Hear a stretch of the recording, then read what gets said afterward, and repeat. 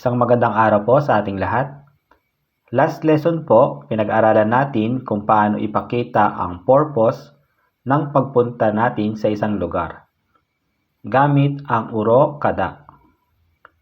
Ngayon, paano naman ipakita ang purpose ng ginagawa nating action?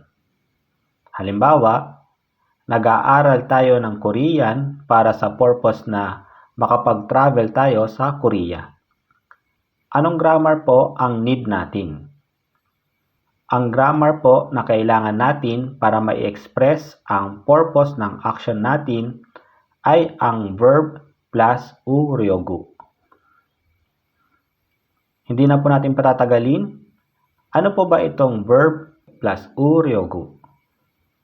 Ito ay kinakabit sa dulo ng pandiwa or verb upang ipahiwatig ang layunin ng paggawa ng isang bagay. Kung sa urokada, ipinapakita ang layunin ng pagpunta sa isang lugar, sa uryogo, ipinapakita naman ang layunin ng paggawa. Kung oobserbahan po natin ang complete sentence ng uryogo, ito ay napapagitnaan ng dalawang clause. Ang unang clause ay nagsasabi ng intention or purpose. Ang pangalawang clause ay yung action na gagawin natin para ma-achieve yung intention or purpose. Tulad po ng urokada, ang uryogo ay sa plain verb lang din po natin ikakabit.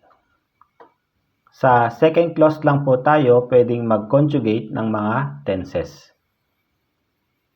Sa English po, para po itong may meaning na for the purpose of or in order to. Sa Tagalog naman po, ganun pa din ang ating translation. Para. Ngayon, paano naman po ito gamitin? Di ko nga po pala nabanggit sa urokada kung paano ito ginagamit, pero same lang naman po sila. Kapag ang verb ay nagtatapos sa consonant, uryogu po ang gagamitin.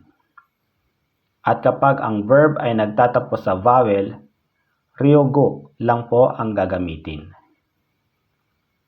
Tips lang po. Kung tutuusin, paulit-ulit lang naman po ito. Kapag may nakita tayo na sa Korean grammar, automatic po, yun ay ginagamit para sa consonant. Ganun lang po.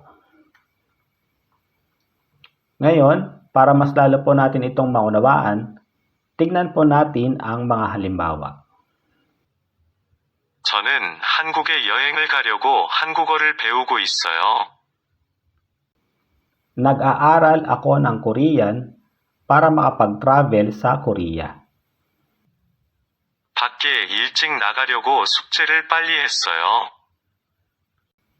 Mabilis kong ginawa ang takdang aralin ko para maaga akong makalabas. 저는 그 사람을 살리려고 경찰관을 불렀어요.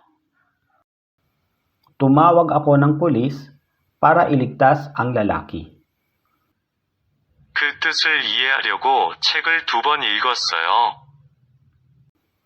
2 beses kong binasa ang libro para maintindihan ko ang kahulugan nito.